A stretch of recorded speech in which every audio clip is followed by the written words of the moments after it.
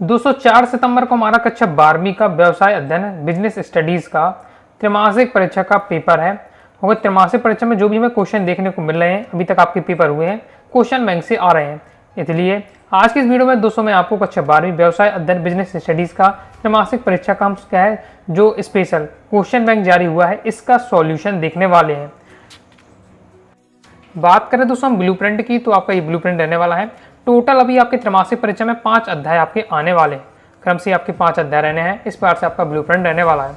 Okay, तो मैं सभी अध्यायों के आपके वस्तुनिष्ठ और आपके क्वेश्चन आंसर कवर करा दूंगा। Okay, part by part video आकर मैं आपको कंप्लीट करा दूंगा। तो ये हमारा पार्ट 1 रहने वाला है, जिसमें हम दोस्तों भी क्या है वस्तुनिष्ठ स्टार्ट करने वाले हैं। ओके, पहले तो मैं आपको वस्तुनिष्ठ कवर कराऊंगा, फिर आपका सपोर्ट रहता है। ओके, तो फिर मैं आपको क्वेश्चन आंसर भी कवर करा दूंगा, क्योंकि काफ़ी ज़्यादा मेहनत लग जाती है। फिर भी अगर आपका सपोर्ट रहता है, आप वास्तव में पढ़ते हैं, मेहनत करते हैं, तो फिर मैं आपके लिए क्या है मेहनत करूँगा और आपके लिए पूरा ऑब्जेक्टिव पूरे आपके बता दूंगा। 5 अध्याय के आपके वस्तुनिष्ठ हो जाएंगे और फिर मैं आपको क्वेश्चन आंसर भी कवर करा दूंगा। पहला दोस्तों हमारा अध्याय है प्रबंध। तो देख लेते हैं, सही विकल्प चुनकर लिखना है। प्रबंध 1 है। प्रबंध 1 हमारा क्या होता है, कला और विज्ञान दोनों। प्रबंध कला भी है और विज्ञान भी है। आगे देख लेते हैं, नेक्स्ट हमारा क्वेश्चन है, निम्नलिखित में से कौन सा कार्य प्रबंध कार्य नहीं है? तो इसका राइट आंसर होगा सहकारिता। बाकी नियोजन, नियुक्तिकरण और नियंत्रण, ये तीनों आपके आते हैं प्रबंध के कार्य में। प्रबंध कितने स्तर होते हैं? प्रबंध के 3 स्तर होते हैं। नीतियां तथा एवं लक्ष्यों का निर्धारण किया जाता है। तो नीतियों तथा लक्ष्यों का निर्धारण प्रशासन द्वारा किया जाता है। निम्न प्रबंध की विशेषता नहीं है, तो इसका राइट आंसर हो जाए आपका उद्योग। बाकी आपका पेशा, सामूहिक प्रयास, गतिशीलता, क्रिया, ये सभी आपके क्या है निम्न प्रबंध की विशेषताएं हैं। जैसे प्रबंध प्रक्रिया का अंतिम कार्य है तो जाएगा नियंत्रण। इसका जाता है किसान की पूर्ति कीजिए। पर्यवेक्षण डेडस प्रबंध में सम्मिलित किए जाते हैं। तो पर्यवेक्षण निम्न स्तरीय प्रबंध में सम्मिलित किए जाते हैं। नेक्स्ट है प्रबंध का प्राथमिक कार्य है, तो हो जाएगा दोस्तों आपका नियोजन। नियोजन होता है जो प्रबंध का प्राथमिक कार्य है।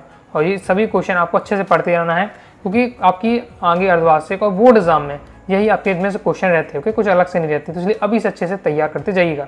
प्रबंध दूसरों से कार्य कराने की क्या है, एक कला है। दूसरे से कार्य कराने की क्या है, कला है। जैसे प्रबंध द्वारा पूर्व निर्धारित को प्राप्त किया जाता है, तो पूर्व निर्धारित लक्ष्यों को प्राप्त किया जाता है। नेक्स्ट है विभागीय प्रबंध, डेडस प्रबंध के अंतर्गत आता है। तो विभागीय प्रबंध आपका मध्य स्तरीय प्रबंध के अंतर्गत आता है। नेक्स्ट आधुनिक समय में निर्देशन के स्थान पर डेडस शब्द का प्रयोग किया जाने लगा है, नेतृत्व शब्द का प्रयोग किया जाने लगा। इसको थोड़ा और आप क्लियर करके कमेंट बॉक्स में आप बताइएगा। ओके, ये आपका लास्ट वाला रेगिस्तान। अब आ जाता है हमारा सत्य। पहला है प्रबंध भौतिक शास्त्र व रसायन शास्त्र की तरह ही पूर्ण विज्ञान है, तो आपका ये असत्य हो जाएगा, क्योंकि जो प्रबंध है वो आपका कला और विज्ञान दोनों है। ओके, ना कि आपका भौतिक शास्त्र रसायन शास्त्र है। प्रबंध का लक्ष्य उन्मुखी होता है, तो ये दोस्तों हमारा क्या होने वाला है, सत्य होने वाला है। किसी संगठन के अधिकार श्रृंखला का आकार पिरामिड जैसा होता है, तो आपका सत्य हो जाएगा। सामान्य में प्रबंध का सार है, सत्य है। सामान्य प्रबंध की सभी क्रियाओं से जुड़ा है, तो ये भी आपका सत्य हो जाएगा। प्रबंध बहुआयामी है, तो ये भी आपका सत्य हो जाएगा। ओके, आ जाता है हमारा एक शब्द एक वाक्य में उत्तर देना है। व्यवस्थित ज्ञान को क्या कहते हैं? तो व्यवस्थित ज्ञान को हम क्या कहेंगे, हम कहते हैं विज्ञान। नेक्स्ट है व्यवसाय की नीतियों का निर्धारण कौन करता है? ये करता है उच्च स्तरीय प्रबंध। व्यवसाय की नीतियों का निर्धारण करता है उच्च स्तरीय प्रबंध। प्रबंध किस प्रकार का प्रयास है? तो प्रबंध एक है सामूहिक प्रयास है। नेक्स्ट है ज्ञान के व्यवहारिक प्रयोग को क्या कहते हैं? तो ये हमारी कला है। ओके, बाकी और ऐसे भी आपको क्लियर कर लीजिएगा। नियुक्तिकरण प्रबंध का कौन सा कार्य है? तो प्रमुख कार्य रहेगा आपका ये, प्रमुख कार्य। नेक्स्ट है उद्देश्यों का निर्धारण कौन करता है? उद्देश्यों का निर्धारण करता है हमारा राइट आंसर उच्च स्तरीय प्रबंधन। उच्च स्तरीय प्रबंध। नेक्स्ट उचित लाभांश प्रदान करना प्रबंध का किसके प्रति उत्तरदायित्व है? हो जाएगा अंशधारियों के प्रति। अंशधारियों के प्रति। ऐसे पर्याप्त लाभ कमाना प्रबंध का किसके प्रति उत्तरदायित्व है? हो जाएगा मालिकों के प्रति या स्वामिकों के प्रति। इसका आंसर हो जाता है, इस पर से कंप्लीट हो जाता है। आगे देख लेते हैं। इसके बाद दूसरा आ जाता है अध्याय 2 प्रबंध के सिद्धांत। इसे देख लेते हैं। पहला हमारा सही विकल्प है प्रबंध के सिद्धांतों की रचना किस प्रकार से की जाती है। राइट आंसर हो जाएगा दोस्तों आपका, तो इसमें राइट आंसर रहने वाला आपका प्रबंधकों के अनुभव द्वारा। प्रबंध के सिद्धांत हैं तो हो जाएगा गतिशील। वैज्ञानिक प्रबंध की विश्लेषण तो हो जाएगा 35%। वैज्ञानिक प्रबंध में उत्पादन होता है तो इसमें हो जाएगा आपका अधिकतम होता है। कर्मशाला अनुशासन के क्या कार्य हैं, तो हो जाएगा दोस्तों आपका झगड़ों का निपटाना भी, कार्यस्थल का अनुशासन में रखना, यही दोनों। वैज्ञानिक प्रबंध मालिकों की डेडेस हैं तो क्या है, हितों में है, हित में है। जैसे हेनरी फ्यूल की मृत्यु किस वर्ष हुई थी, तो हुई थी 1925 में। टेलर का पूरा नाम था, तो टेलर का पूरा नाम था फ्रेडरिक विंस्लो टेलर। रेगिस्तान की पूर्ति आ जाता है। फ्यूल के सिद्धांत विशेष परिस्थितियों में लागू होते हैं, जबकि टेलर के सिद्धांत डेडेस हैं। टेलर के सिद्धांत सार्वभौमिक आप लिख सकते हैं, सार्वभौमिक। नेक्स्ट है वैज्ञानिक प्रबंध सन डेडेस में प्रारंभ हुआ, तो इसका दोस्तों आपका राइट आंसर रहने वाला है, तो राइट आंसर हो जाएगा आपको 1911। नेक्स्ट है हेनरी फ्यूल का जन्म सन में हुआ, तो हेनरी फ्यूल का जन्म सन में हुआ तो इसका राइट आंसर हो आपका 1841। वैज्ञानिक प्रबंध के जन्म जाता है तो इसका राइट आंसर आपका टेलर। ओके, या पूरा नाम लिख सकते हैं, टेलर का पूरा नाम फ्रेडरिक विंस्लो टेलर लिख सकते हैं। मानसिक कार्य से डेडेस होती है, तो मानसिक कार्य से होती है में थकान होती है। नेक्स्ट है आपका जनरल एंड इंडस्ट्रियल मैनेजमेंट पुस्तक भाषा में है, ये हमारी कौन सी भाषा में है, फ्रेंच भाषा में है। फ्रेडरिक विंस्लो टेलर का जन्म हुआ कब हुआ, 1856 में हुआ। आगे नेक्स्ट है हमारा गति अध्ययन करते समय प्रयोग किया गया है, तो स्टॉप वॉच, स्टॉप वॉच किया जाता है। आगे देख लेते हैं। अब दोस्तों आ जाती सही जोड़ियाँ। ए पिछलेट सिस्टम, तो ये दोस्तों हो जाएगा हमारा 1895। कोक्रेट प्लेट रिफोर्स, तो ये हमारा हो जाएगा दोस्तों आपका 1949। नोट्स ऑन वेटिंग, ये आपका हो जाएगा 1893। जनरल एंड इंडस्ट्रियल मैनेजमेंट, ये हो जाएगा 1917। एडमिनिस्ट्रेशन इंडस्ट्रियल एट जेनेटी, ये हो जाएगा आपका 1906। तो कंप्लीट हो जाता है। आगे देख लेते हैं। पहला आदेश की एकता, तो आदेश की एकता हो जाएगा एक अधिकारी के प्रति उत्तरदायित्व। निर्देशन की एकता हो जाएगा एक योजना अधिकारी। मैं के स्थान पर हम, तो ये हो जाएगा दोस्तों आपके सहयोग की भावना। कार्य विभाजन, तो कार्य विभाजन हो जाएगा आपका विशिष्टीकरण। मानक निर्धारण हो जाएगा आपका प्रमापीकरण। कंप्लीट हो जाता है। आ जाते सत्य। फ्यूल एक खनन इंजीनियर थे, जबकि टेलर एक मैकेनिकल इंजीनियर, ये आपका सत्य हो जाएगा। समय अध्ययन करते समय स्टॉप वॉच का उपयोग करते हैं, तो ये आपका क्या हो जाएगा, सत्य हो जाएगा। तो इससे पहले दोस्तों हमारा रेगिस्तान में था कि गति का अध्ययन करते समय उपयोग करते हैं, तो उसे आपको क्लियर कर लेना है। ओके, जैसे हेनरी फ्यूल ने प्रबंध के 14 सिद्धांत प्रतिपादित किए, ये आपका सत्य हो जाएगा। प्रशासनिक प्रबंध के प्रस्तुतिकर्ता टेलर थे, तो ये दोस्तों हमारा क्या असत्य हो जाएगा, क्योंकि जो प्रशासनिक प्रबंध प्रस्तुतिकर्ता आपके कौन थे, फ्यूल थे। ओके, हेनरी फ्यूल थे। फ्यूल प्रबंध विचारक था, जिसके सबसे पहले प्रबंध को इसके कार्यों की दृष्टि से देखा, तो आपका ये सत्य हो जाएगा। वैज्ञानिक प्रबंध को लागू करने से उत्पादन वृद्धि होता है, तो सत्य हो जाएगा। प्रबंध के सिद्धांत सामान्य मार्गदर्शन हैं, तो ये आपका सत्य हो जाएगा। एक शब्द एक बात में उत्तर आ जाता है। विवेदात्मक मजदूरी पद्धति का प्रतिपादन किसने किया, तो इसका राइट आंसर जो होगा F.W. टेलर। F.W. टेलर। जैसे प्रबंध के सिद्धांत कहाँ कहाँ लागू होते हैं, तो प्रबंध के जो सिद्धांत है वो सर्वव्यापी है, अर्थात ये सभी प्रकार के संगठनों जैसे सरकारी, गैर सरकारी, व्यवसायिक, गैर व्यवसायिक, सभी प्रकार के जो संगठन होते हैं और वो सभी स्तरों पर शीर्ष, मध्य और निम्न पर लागू होते हैं। क्लियर है। जैसे सिद्धांत का नाम बताइए जिसमें एक कार्य को उप कार्यों में बांट दिया जाता है, तो कि वह सिद्धांत जिसमें क्या है, एक कार्य को उप कार्य में बांट दिया जाता है, कार्य विभाजन का सिद्धांत कहलाता है। तो कार्य विभाजन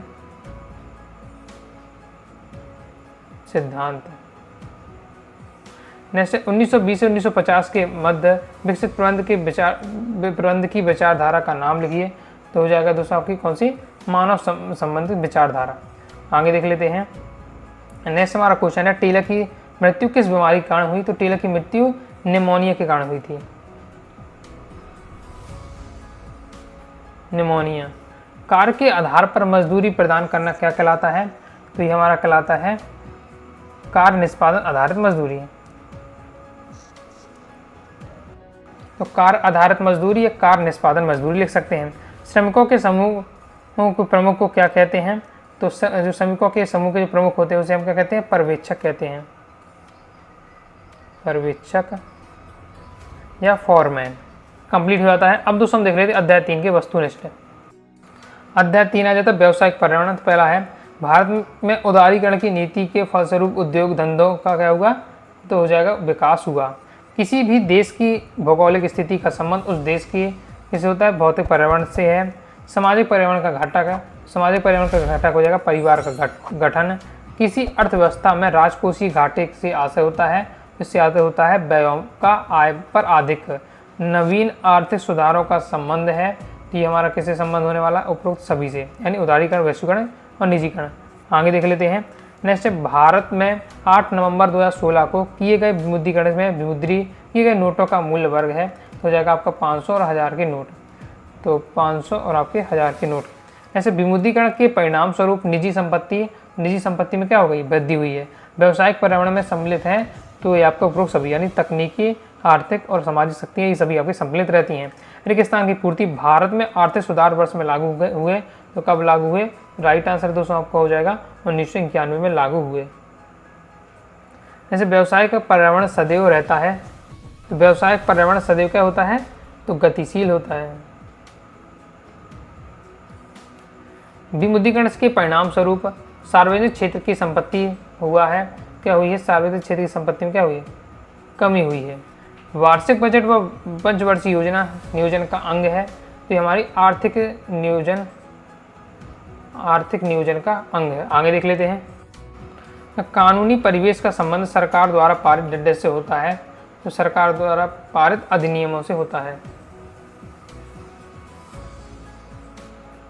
जैसे वातावरण के डेडस घटकों पर व्यवसाय का कोई नियंत्रण नहीं होता है। तो बाह्य घटक, जो बाह्य घटक होते हैं उसमें कोई नियंत्रण नहीं होता है। जैसे भारत में डेडस आर्थिक प्रणाली को अपनाया है।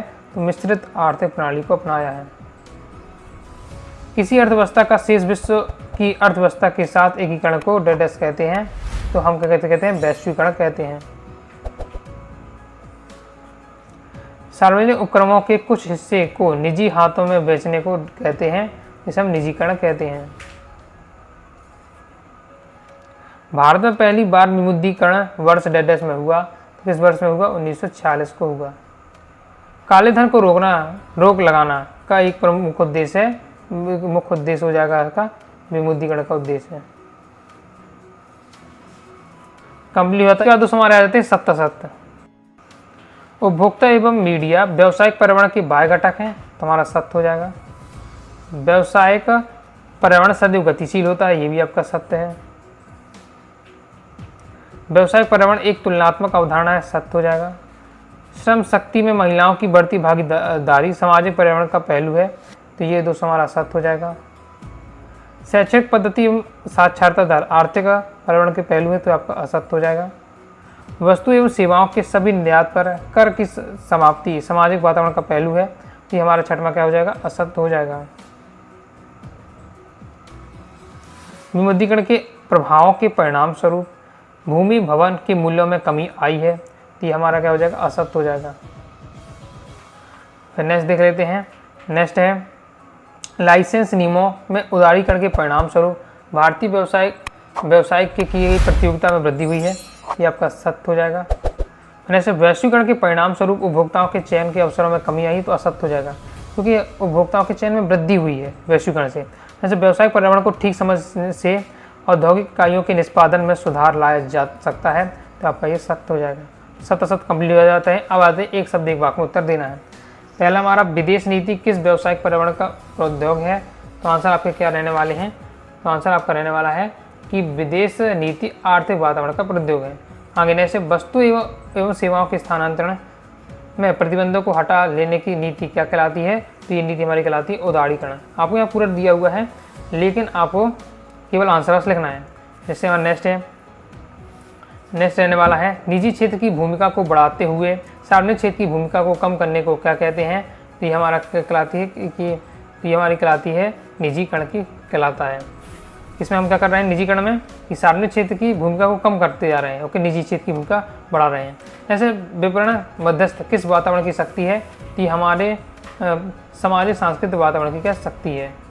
तो नेक्स्ट है लोगों को रोजगार उपलब्ध कराने के लिए बनाई गई नीति को क्या कहते हैं। इस नीति को हम कहते हैं रोजगार नीति।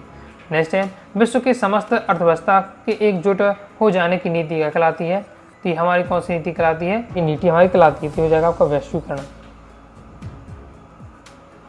नेक्स्ट है आपका भारत में उपभोक्ता के हितों की रक्षा के लिए 1986 में बनाए गए कानून का नाम क्या है। तो इसका राइट आंसर होगा उपभोक्ता संरक्षण अधिनियम 1986। उपभोक्ता संरक्षण अधिनियम 1986। सरकार द्वारा समय समय पर पारित कानून और कानूनी संशोधन का संबंध परिवेश से है। तो किस है से परिवेश से है। तो हो जाएगा आपका कानूनी परिवेश से है। नेक्स्ट भारत सरकार द्वारा अंतिम बार विमुद्रीकरण कब किया गया। तो अभी आपका किया गया था 8 नवंबर 2016 को किया गया था। तो ये कंप्लीट हो जाता है। इस प्रकार से दोस्तों मैंने आपको अध्याय 1, अध्याय 2, अध्याय 3 के जितने भी वस्तुनिष्ठ कंप्लीट करा दिए हैं। इसके बाद दोस्तों हमारा रह जाता है अध्याय 4 और अध्याय 5 नियोजन और संगठन वाला। तो दोस्तों मैं आपको क्या है नेक्स्ट वीडियो में इसके ऑब्जेक्ट करा दूंगा, फिर आप क्वेश्चन आंसर करेंगे। सपोर्ट रहता है तो मैं क्वेश्चन आंसर भी आपको कवर करा दूंगा। ओके, तो आई होप वीडियो पसंद लाइक करके सब्सक्राइब जरूर कर दीजिएगा। इसके साथ ही टेलीग्राम चैनल और व्हाट्सएप चैनल को जरूर ज्वाइन कर लीजिएगा। मिलते हैं नेक्स्ट वीडियो में, तब तक के लिए बाय बाय।